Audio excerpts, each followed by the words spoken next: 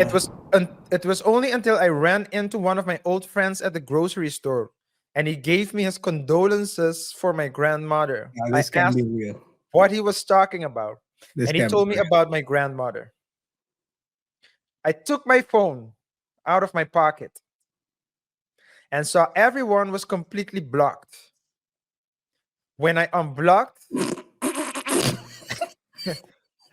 This can be true, man. This can be life.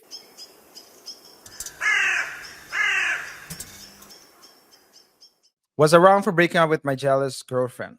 So this is the story, Mm. right? And I quote, first, let me say I didn't. So he's basically asking whether he was wrong for telling her that he was at the point of smacking her, is what the man is saying. But her ex, so they were already broken up. So yeah. First, let me say I didn't lay a hand on my now ex. I never laid a finger on any other woman in my life. She was a female of 26-year-old and I was 28 at the time. We've been together for a little over a year. To be honest, most of the relationship was good until we reached the year mark. I first started to notice messages from my friends and family going missing. Mm. Invites to hang out that we discussed never reached me. I thought I was going crazy at first because my own text conversations didn't make sense to me. Wait, By the what? way, you're lucky I'm reading this because if this the writing is terrible. Ebonics all over the place. Or No, this is wrong in every way, okay, shape, or form. okay. Okay. Until with two L's, I caught her deleting a conversation I was busy having with my cousin. I flipped out because why the hell would she do that? And we were having conversation about a surprise birthday party we were gonna throw my 80-year-old grandmother, who was a mother in my eyes. This was the first time I saw the other side of her. The yelling, screaming, saying why I was always planning things without her. No, I haven't planned anything without her, and she has always been invited and included in all the planning. What pissed me off more is the fact that she was trying to make me the bad guy even after I asked her input multiple times in this party for my grandmother. I apologize for making her feel the way so bad and promised to include her more. So KR, you Yes, know it's not true. she gaslighted the dude, bro. She gaslighted him Yo, into apologizing. bro. Okay. I understand why. Yeah. I So understand yeah. that. So um I'm 16 hours away from my family, so everything has to be planned. I've also noticed Mm, whenever we had plans for us to hang out with my family or friends, she always had something come up at the last minute that she desperately needed my help with, but mm, never something we hung out with her friend or family. mm. I did mention this, but she convinced me that it was just a coincidence. Oh. When did he notice that? Oh no, continue. I never hear my phone ringing, but always find missed calls on my phone and my phone conveniently on silent. Something I don't do. She denied doing it. Just a reminder, they were in a relationship for a little over a year. I actually thought I was going crazy a couple of times. The last straw was 4 days ago. My grandma had a heart attack and Oh, passed away in the hospital 2 days later. I didn't receive any text or call regarding this from anyone. wait, what? Oh shoot. Oh It no. was it was only until I ran into one of my old friends at the grocery store and he gave me his condolences for my grandmother. Now I this can asked be real. what he was talking about This and he can be told me real. about my grandmother. I took my phone out of my pocket and saw everyone was completely blocked. When I unblocked, This can be true, man. This can be life. when I unblocked the contacts, Hundreds of messages came flooding in. Oh shoot.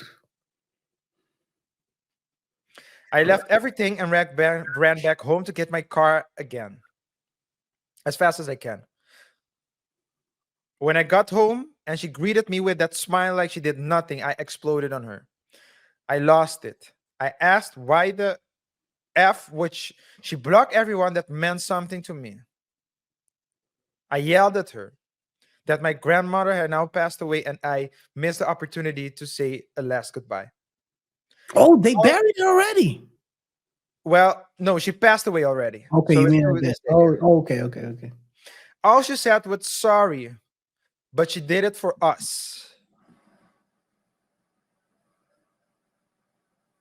And my friends and family was preventing us from being together. She had to do it.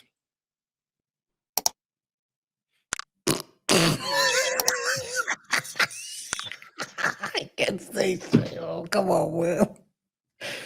She grabbed me by the arms and told me to relax again. She said, Yo, well, let me relax my fist against. Oh my, yo, I wanted to connect physically with her. It took me everything she not wanted to to get. lay a finger on her. She almost got that Ngannou. We broke up. Dongano, yo. Although my actions, so they broke up. Now we broke up. And she told my friends the whole truth, surprisingly. Although my actions in those moments wasn't the best, I'm still ashamed I acted that way. Was I wrong for yelling at her and screaming at her and telling her later on that I was at the point of